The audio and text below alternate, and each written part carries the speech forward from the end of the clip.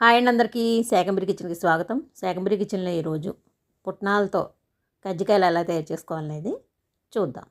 దీనికి నేను హోల్ పుట్నాలని పొట్టున్న పుట్నాలని తీసుకుని ఒక్కసారి డ్రై రోస్ట్ చేసి చక్కగా దాని పొట్టంతా తీసి జల్లించి పక్కన పెట్టుకున్నాను అనమాట.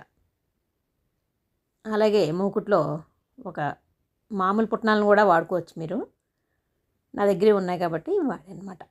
ఒక కప్పున్నర నువ్వులను తీసుకుని డ్రై రోస్ట్ చేసి పక్కన పెట్టుకోవాలి. అలాగే కప్పున్నర కొబ్బరి తురుమును కూడా తీసుకుని డ్రై రోస్ట్ చేసి పక్కన పెట్టుకోవాలి. మాడిపోకుండా కొంచెం వేయించి పక్కన పెట్టుకోవాలన్నమాట. ఒక అర కేజీ బెల్లాన్ని తీసుకుని రాళ్ళు చెత్త లేకుండా సన్నగా తరిగి పక్కన పెట్టుకుని ఈ పుట్నాలను ఒకసారి గ్రైండ్ చేసి జల్లించి ఈ ఉన్న పొట్టు ఉంటుంది కదా పైన ఏమైనా మిగిలినట్లయితే అది పక్కన పెడితే కూరల్లో వేసుకోవచ్చు అనమాట. బీరకాయ, సొరకాయ ఇలాంటి కూరల్లో ఈ పొడిని జల్లుకోవచ్చు, పడేయక్కర్లేదు అనమాట. ఈ బెల్లం తరిగింది ఉంది కదా, దాన్ని ఈ పుట్నాల పొడిలో వేసి ఒక్కసారి మిక్స్ చేసి మిక్సీ జార్లో వేసి మళ్ళీ ఒకసారి గ్రైండ్ చేసుకోవాలన్నమాట ఈ మిశ్రమాన్ని.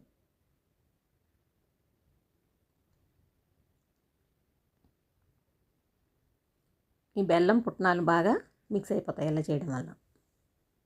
ముక్కలు అనేవి లేకుండా చూసుకోవాలన్నమాట. మొత్తం పొడి పొడిలాగా అవ్వాలి.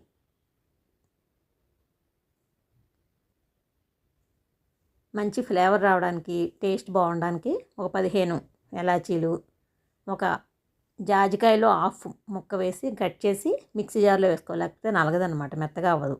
కొంచెం దంపి వేసుకోవాలి. అలాగే 2 చెంచాల షుగర్ను కూడా వేసి బాగా మెత్తగా అయిన తర్వాత ఈ నువ్వులను కూడా వేసి 1 సెకండ్ గ్రైండ్ చేయాలన్నమాట. ఇప్పుడు అందులోనే కొబ్బరి పొడిని కూడా వేసేసి ఈ కొబ్బరి పొడిని మనం గ్రైండ్ చేయక్కర్లేదు. ఈ ఫ్లేక్స్ తినేటప్పుడు తగులుతూ ఉంటాయి అన్నమాట నోటికి, కాబట్టి గ్రైండ్ చేయక్కర్లేదు.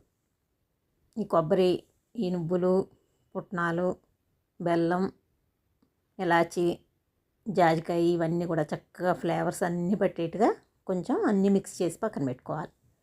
ఇలా మిక్స్ చేసి ఒక ఎయిర్ కంటైనర్లో కానీ ఎయిర్ జిప్లాక్ కవర్లో కానీ వేసి పక్కన 2 రోజుల ముందే తయారు చేసి పెట్టుకున్నట్లయితే మనకి కజ్జికాయలు చేసుకోవడానికి వీలుగా ఉంటుంది. అలాగే పండగల్లో మనకు పని ఎక్కువ ఉంటుంది కాబట్టి ఇటువంటివన్నీ ముందే తయారు చేసి పెట్టుకుంటే గబగబా మనం పిండి వంటలు చేసేసుకోవచ్చు అనమాట, ఎక్కువ శ్రమ పడిపోకుండా. ఇలా ఒక ఎయిర్ డబ్బాలో వేసి పక్కన పెట్టుకుంటే మనం ఎప్పుడు కావాలంటే అప్పుడు కజ్జికాయలు తయారు చేసుకోవచ్చు. మొత్తం ఈ స్టఫ్ అంతటికి కూడా ఈ మొత్తం పుట్నాల ఈ పొడి అంతటికి 1 కేజీ మైదా పిండి పట్టిందనమాట నాకు. ఈ మైదా పిండిని ఒకసారి జల్లించుకుని ఒక చిటికెడు ఉప్పు వేసి అలాగే ఒక 8 చెంచాల కరాచీ రవ్వని 8 టీ స్పూన్స్ అనమాట కరాచీ రవ్వను వేసుకుని ఒకసారి మిక్స్ చేసి ఒక 150 గ్రాముల నెయ్యిని బాగా మరగబెట్టి ఈ మిశ్రమంలో వేయాలన్నమాట. ఈ పిండిలో వేసి బాగా కలపాలి. నెయ్యి అంతా కూడా ఈ పిండికి పట్టేట్టుగా కలుపుకోవాలన్నమాట.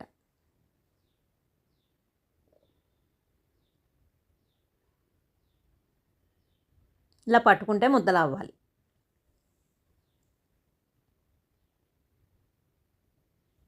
చూసారు కదా, ఇప్పుడు కొంచెం కొంచెంగా నీళ్లు పోస్తూ ఈ పిండిని గట్టిగా ముద్దలా కలుపుకోవాలన్నమాట.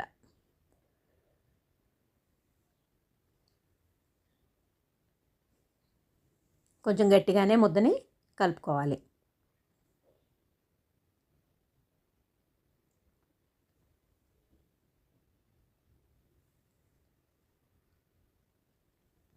ఇలా ముద్దలా కలిపింది ఒక బౌల్లో వేసి మూత పెట్టి 1 గంట సేపు పక్కన పెట్టుకోవాలి. గంట నుండి అరగంట నుండి గంట వరకు.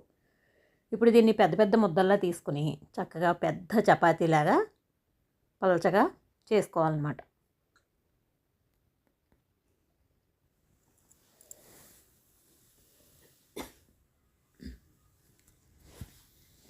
ఎక్కువ మందంగా కాకుండా ఎక్కువ పలచగాను కాకుండా చక్కగా మీడియంలో పూరీలాగా ఒత్తుకోవాలి.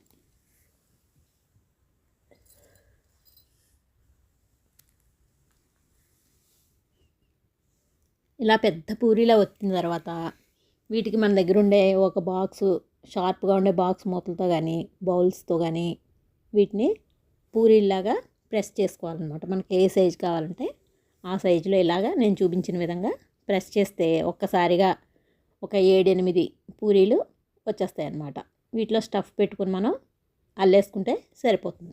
ఇలా చేయడం వల్ల మనకి టైం కలిసి వస్తుంది. ఒకటిగా ఎత్తుకోవాల్సిన పని ఉండదన్నమాట.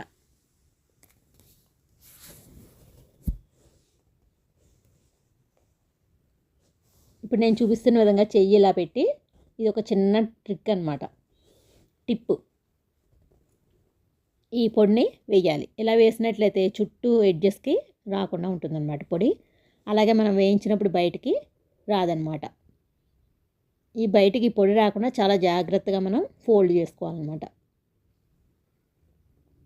చేతికి తడి చేసుకుని చక్కగా ఈ చుట్టూ ఒకసారి స్ప్రెడ్ చేసి ఈ 2 సైడ్స్ని అతికించాలి.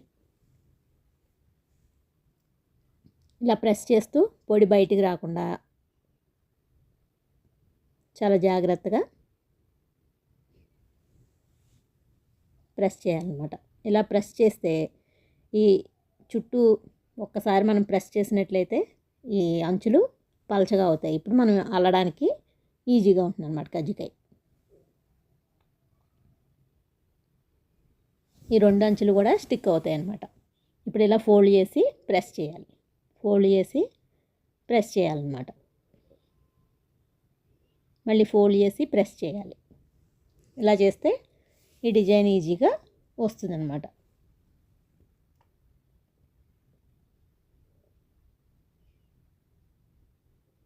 చూసారు కదా, ఇలా ప్రెస్ చేస్తే ఫోల్డ్ చేసి ప్రెస్ చేయడం, ఫోల్డ్ చేయడం, ఇలా చేయడం కూడా ప్రాక్టీస్ చేయాలన్నమాట.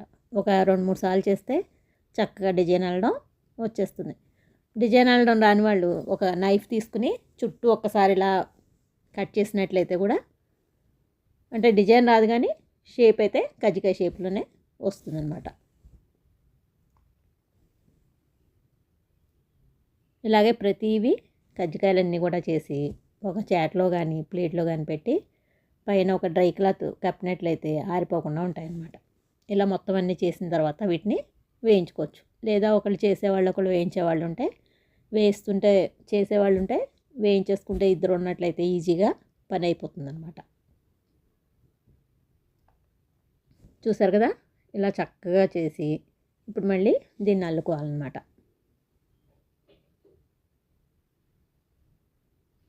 ఇక్కడ చూపిస్తున్న విధంగా అల్లుకోవాలి.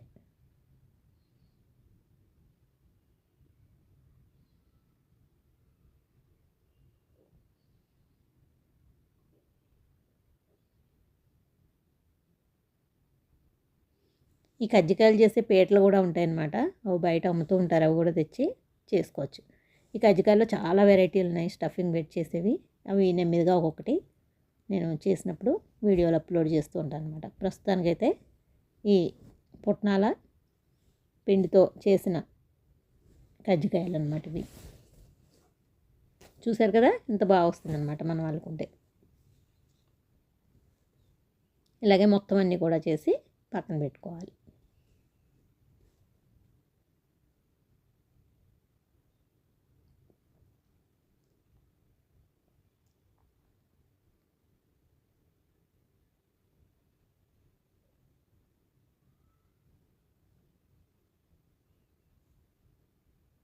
ఇప్పుడు ఒక మూకుడులో నూనె పోసి కొంచెం వేడెక్కిన తర్వాత ఈ కజ్జికాయల్ని వేసుకోవాలన్నమాట.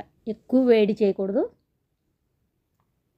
మరిగే నూనెలో కానీ ఇవి వేసినట్లయితే అవి పైనంతా చక్కగా వేగినట్టు ఉంటాయి కానీ లోపలంతా పచ్చి పచ్చిగా ఉంటుందన్నమాట. క్రిస్పీగా ఉండవు, టేస్ట్ ఉండవు. కాబట్టి ఇలా నెమ్మదిగా కొంచెం గోరువెచ్చటి కంటే కొద్దిగా ఎక్కువ బాదుషా, గోరుమిటీలు, కాజా ఏ విధంగా మనం వేస్తామో అలాగే ఈ కజ్జికాయలు కూడా అదే హీట్లో వేసుకుని వేయించుకోవాలన్నమాట.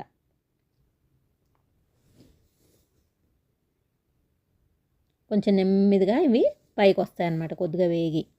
అప్పుడు కొంచెం మీడియం ఫ్లేమ్లో పెట్టి వేయించుకోవాలి వీటిని.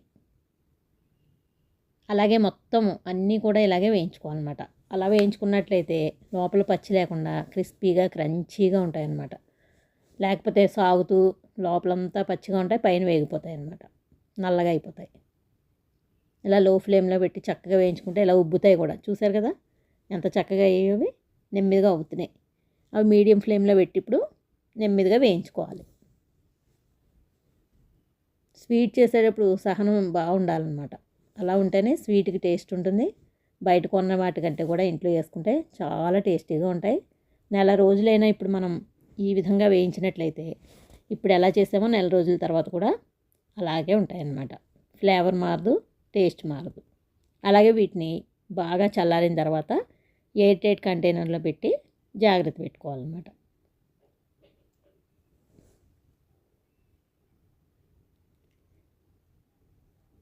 ఈ పొడి అస్సలు బయటికి రాకుండా చక్కగా ప్రెస్ చేసి మనం డిజైన్ అల్లుకోవాలన్నమాట.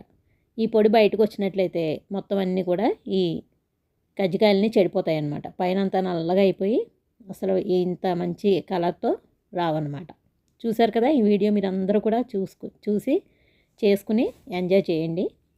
ఈ వీడియో మీరు అందరూ చూసినందుకు ధన్యవాదాలు. నచ్చినట్లయితే ఒక లైక్ చేయండి, షేర్ చేయండి, సబ్స్క్రైబ్ చేయండి. Thank you.